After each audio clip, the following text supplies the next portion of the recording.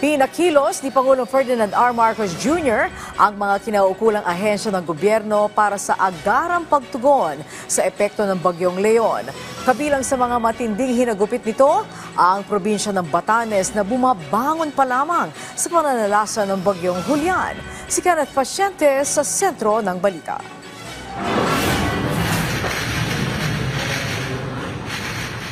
Dama ang hagupit ng Bagyong Leon sa Batanes. Sa kuhang ito ng Batanes Provincial Police Office, dakong 2:00 ng madaling araw kanina, kita ang malakas na buhos ng ulan at pagsipol ng hangin.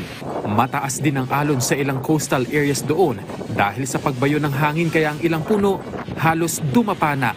Dahil din sa Bagyong Leon, napinsala ang pinakalumang simbahan sa bayan ng Itbayat, ang Santa Maria de Mayan Church.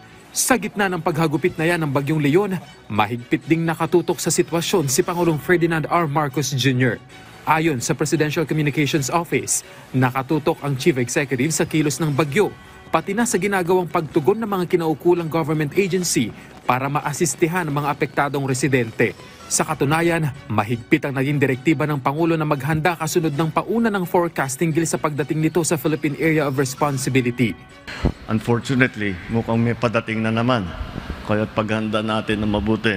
Kasunod niyan, tutok ang buong puwersa ng pamahalaan sa lagay ng bansa sa harap ng pananalasa ng Bagyong Leon.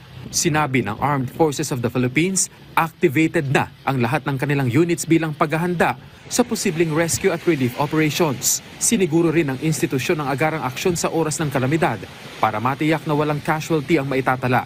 Habang ang DSWD naipreposition na ang kinakailangang family food pack sa mga lugar na tinamaan ng Bagyong Leon.